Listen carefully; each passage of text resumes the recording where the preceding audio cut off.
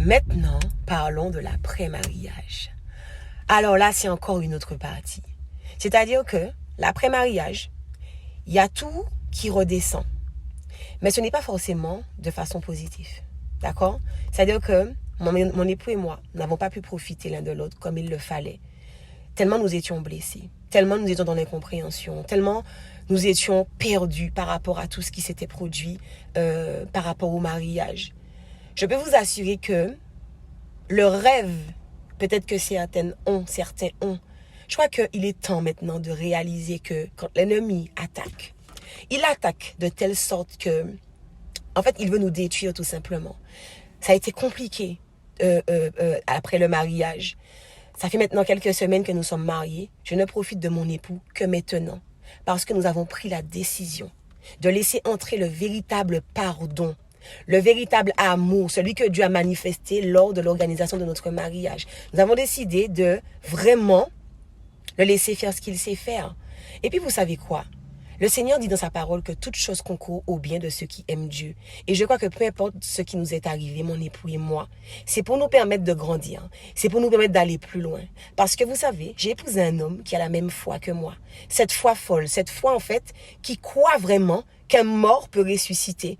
C'est-à-dire que je ne me contente pas de lire ce qui est marqué dans la Bible. Je veux voir ces choses dans ma vie. Mon époux et moi, nous croyons concrètement que le mur de Jéricho peut tomber parce que des hommes ont tourné autour de ce mur et après se sont mis à crier et à jouer des tambourins, à chanter.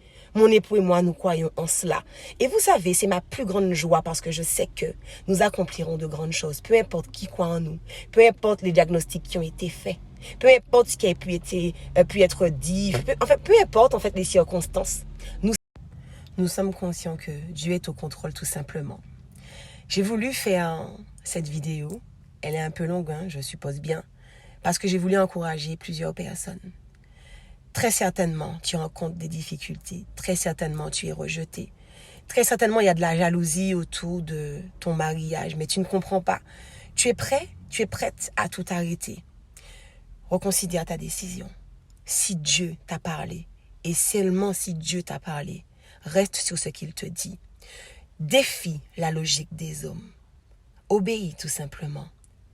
Au moment voulu, le Seigneur fera éclater sa gloire. Au moment voulu, le Seigneur mettra en lumière chacune des vérités, chacune des situations qui étaient incomprises. Mais surtout, ne fais pas marche arrière. Même si les gens qui t'attaquent sont des membres de ta famille, ne fais pas marche arrière.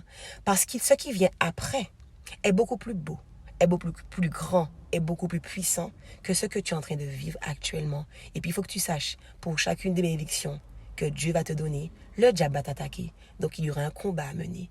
Est-ce que tu choisis d'abandonner ou est-ce que tu choisis de te battre? Avec mon époux, on a choisi de se battre jusqu'au bout et de récupérer tout ce que l'ennemi nous a volé au centuple.